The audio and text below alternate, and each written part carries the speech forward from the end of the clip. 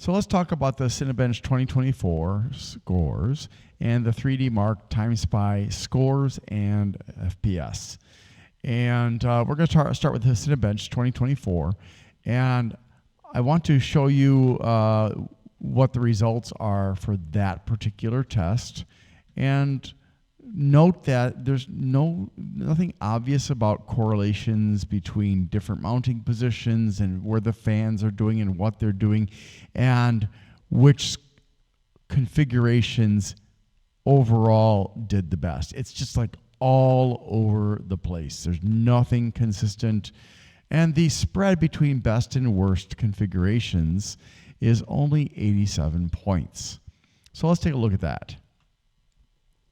So let's see if maybe the results within Cinebench's scores versus the CPU and GPU temperatures might give us a clue of what was happening as far as these scores.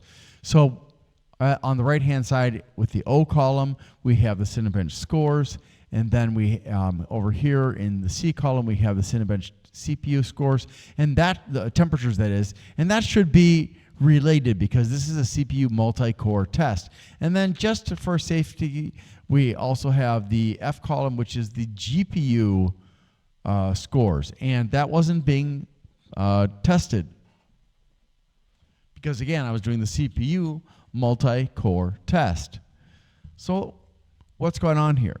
Well, the first thing you can see here is that the number one, we can see that the scores at the bottom relate to temperatures that are in the upper 40s and lower 50s. And if we look at the worst scores, they relate to the mid to upper 40s and very low 50s. So wait a second. What? These are CPU temperatures, the test that I ran, and there's no correlation there. So then we have to look at the GPU scores. And if we look at the best scores here, this group here, we see in the low 20s up to the high 30s. And some more in the low 20s, and then mid to high 30s. But if we look at the worst scores, what do we see over here? We see 20s up to the 40s. Huh? This doesn't make any sense. There's no relationship that I can see here.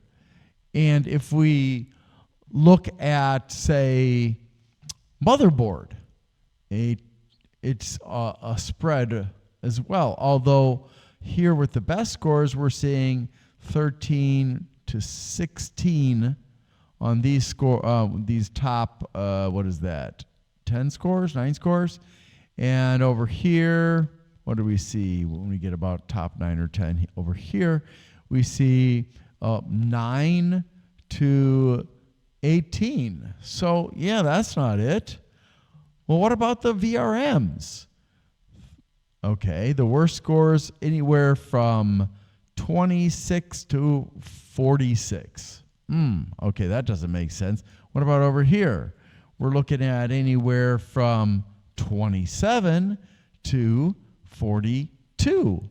So again, there doesn't seem to be any rhyme or reason for between temperatures and the Cinebench performance, the score. And that I find very confusing. I have not been able to wrap my brain around that. Why is it that there's no relationship between any of the temperatures and the Cinebench 2024 CPU multi-core score? I just don't know. If anybody has any suggestions about what it might be, can you let me know? All right, so let's take a look at the TimeSpy overall scores. First of all, intake versus exhaust is pretty much irrelevant. It goes back and forth between the two of them. Intake, exhaust, intake, exhaust, intake, exhaust, intake, exhaust, intake, intake, intake, exhaust, exhaust. It just goes back and forth. And side, front, and top mounting doesn't really seem to make a difference either. We've got top, side, front, front, side, top, top, top, top. So that doesn't matter. So what is significant is that for the first 7 scores, the best scores, that is, they're all inner mounted on the radiator, the fans, that is. And the tubes were up or it was top mounted. The only exception to that was the 7th one. 1, 2, 3, 4, 5, 6. Yeah, 7th one, which was tubes down. That's the only one that breaks the trend. All the other tubes down ones are in the worst half of the tests. So tubes up seems to make a big difference in time spy. That could just be a correlation with no causation, but tubes up or top mounting could be significant. Certainly intake and exhaust are not, but being on the inner side definitely makes a big difference in terms of getting the best scores. All of the scores that are 19,000 plus are with the fans on the inner side of the radiator. So that's important, because we go from 19,198 to the first tubes down one at 18,465.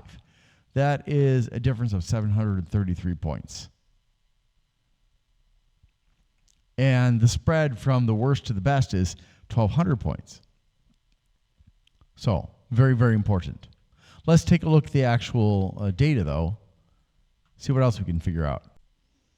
Right, so I have sorted this according to the Time Spy overall score in column P, and then by the Time Spy temperatures for CPU and for GPU. And again, keep in mind that Time Spy was the critical one for GPU scores. So what are we seeing here? Do we see any correlations between the CPU and the Time Spy overall score? No, it's bouncing. It's mostly in the 30s, but there are some in the 40s. What about the worst ones? Same thing, mostly in the 30s, some in the 40s, in the middle, mostly in the 40s. So there's no correlation between the CPU temperature and the overall score. What about the GPU temperature? Well, the best scores are all in the 70s. The worst scores, mostly in the 70s, one in the 60s. So in the middle there, it's again all in the 70s. There's no significant relationship between the CPU and GPU temperatures and the overall score. So that's okay, but it is kind of confusing.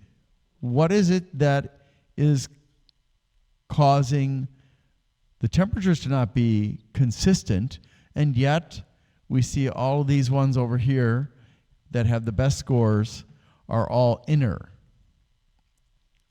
with either the tubes up or as a top mount? I guess that must be it. But why? See, that's what I don't get. Why? So let's go ahead and take a look at the graphics score next. Okay, so the graphics scores in Time Spy, they come with 2 frames per second scores, and we'll look at that too. The scores, the best scores are all it doesn't matter whether they're intake or exhaust, it just bounces back and forth. It doesn't matter whether it is front side or top mount, that also bounces. So what was important? If it's not the mounting location, if it's not intake versus exhaust, well, inner mounting of the fans was important. The top 6 scores were the best by close to 100 between the next one and the worst of those top 6. It was, we're looking at a significant difference, a significant gap whereas those 6 are clustered fairly close together between 2136 and 2058.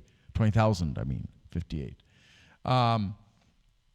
So it seems like the significant mounting factors for the best scores was that the fans were mounted on the inner side of the radiator and the tubes were up, or it was top mounted. These differences added 944 points added up to 944 points in scores over the next best configuration, which was the side down exhaust sandwich. And this time we see only tubes down results in the top 10, and they're both sandwich fans. So that's interesting because, you know, we actually have 2 and they're both down. But aside from that, it's not really relevant because we're looking at a gap going from 19,114 to 20,136. That's significant. That's very significant. 1,000 plus points, a spread of 1,366 points overall. Yeah, it's a big deal. But why? Now let's quickly take a look at the frames per second here and see if there's anything in the frames per second results that give us any indicators of something that may help us to understand what was causing the scores to be the way they were. But when we look at this, what we see is that the variance between the best and the worst was pretty small. I mean, test 1, there was only 5.81 frames per second from the best to the worst. And in test 2, 5.67 frames per second. That's not... I don't think most people are going to care about that. Even professionals are going to say 5-6 frames isn't going to cut it. It's not going to help. Unless these people have got, you know, like superhuman reflexes, an extra 5 frames, or a loss of 5 frames at high speeds is not going to make a difference. Now, if you're at 50 and you drop down to 45, that can make a difference. But when you're at the higher end of the spectrum of frames per second, say 120 frames per second, 115 frames per second, that's not going to make a difference, nor is going from 120 to 125. So what can we say about the contributing factors, I guess you could say? Now, when I was talking about 5.81 and 5.67 frames per second, that isn't from the worst to the best. That is from between, let's see, side down exhaust sandwich, and then side up intake inner. That's where we see that difference. The absolute biggest margins we're getting are 8 to 8.5. So on the first test, 8.52 from best to worst. Second test, 8.18 frames per second from best to worst. Again, not significant enough for people to say, well, gosh, I got to do this. However, what we can say is we're jumping from 125 to 131, 132 on those 6 best ones. And all 6 of those are either top, front, or side, so that doesn't matter. They're intake or exhaust, so that doesn't matter. That means, again, it's that the fans were mounted on the inner side of the radiator, and the tubes were either up or the radiator was front mounted, or top mounted, sorry. So yeah, it's weird because I don't understand how we're getting these consistent results that seem to be related to inner mounting and the tubes being up or the radiator being top mounted. So let's go ahead and take a look at the results in the spreadsheet and see if that gives us some information. All right, so I've got it sorted by column Q, which is the graphics score, followed by the graphics temperature and the CPU temperature. So is there any relationship there? We don't see, we see it's all, for the best scores, it's all in the low to mid 70s, But then we go to the next group of scores, it's low to mid 70s. The next group of scores, low to mid 70s. And only when we get to the worst ones does it widen from the upper 60s to the upper 70s. So that suggests nothing. This is frustrating. So let's look at the CPU scores. Is there a relationship there? Low 30s to low 40s for the top group here. And then, let's see, this group here, low 30s to the mid 40s. And this group here, we got the mid 30s to the low 40s. So there's really no correlation that is convincing there either. But what we can see is that, again, as I explained before, our best scores are right here, 19202 to 19212. Yeah, sorry, 240, 261, 198. You know, those are our best scores for overall, but the graphics scores are 20,058 to 20,136. And yeah, there's just the only thing that makes any sense is inner and it tubes up or top mount. Then we look at frames per second. All the frames per second, again, are the best frames per second for both test 1 and test 2. For test 1, it's all like 131 to 132. And then test 2, it's all in the 114 frame per second range. So all we see here is tubes up or top mount and inner positioning of the fans. No temperature connection, which is just absolutely baffling. So we would have to do a deep dive into what the temperatures of each core were to try and get a better understanding of that. But I have core temperatures, all the core temperatures for the CPU, but not for the GPU.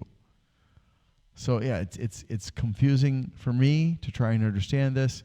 If you guys have any suggestions about what's going on here with these scores, you know, let me know. I mean, are the scores based on the FPSs, and then it's just a mystery as to why the FPSs are the way they are? Because they don't even necessarily correlate directly to best FPSs with the best scores. I mean, the best score in the first test was 132.04, but it's the second best score by 6 points. And it's the second test is the third best score FPS, and it's, you know, still second best. So, and the best one has got the second best test 1 score, and it's got the looks like second best test 2 score as well. So it's, you know, I think what they're doing is taking the frames per second of test 1 and test 2 and then averaging them to then, with some other information, come up with a graphics score. That's the best that I can say, is that's what's going on, and that's why this number 2 is not number 1, even with that 132.04. It's significantly better than 131.99. So that's about all I can say about that. Okay, so finally, time SPY, CPU scores and frames per second. So confusing again. So the spread between best and worst for scores was 15,624 for the best and 14,879 for the worst. That's a 745 point gap between best and worst. The top 6 scores were within a 100 point range. And really, we're not seeing any big jumps like we did with some of the other tests. We're seeing some kind of big jumps, like from 624 to 607 to 590 to 577 to 543 to 523 to 506. But it seems fairly consistent that it's losing 10 to 20 or so points between each configuration. The top 6 scores, again, were within a 100-point range, whereas the gap between best and worst was 745. Negligible gains in FPS. 2.5 points only between the best and the worst. Now, again, this is a CPU score, so, big deal. It's not that important. But when we look at the configuration, inner and sandwich, not important. Nor was down versus up. Most of the best scores were on intake. We've got 1, 2, I think 3 in the top 10 that were exhaust.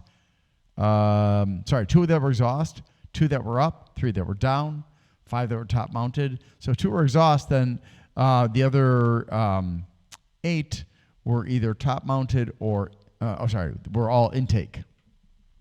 I don't know, it's just weird. And it seems like top mounted does dominate pretty well on this one, with the best score being 15,624. And there's a direct relationship because there's only one CPU test, there's a direct relationship between the score and the frames per second. You can just go down this list, and as the score improves, the FPS is improved. I mean, the score difference is bigger than the FPSs, but it's very consistent. There are a few points where it's like, huh? Like when you look at a front up intake sandwich and front down exhaust sandwich, you see both of them have the same frame rate, but there's a difference of 10 points in the score.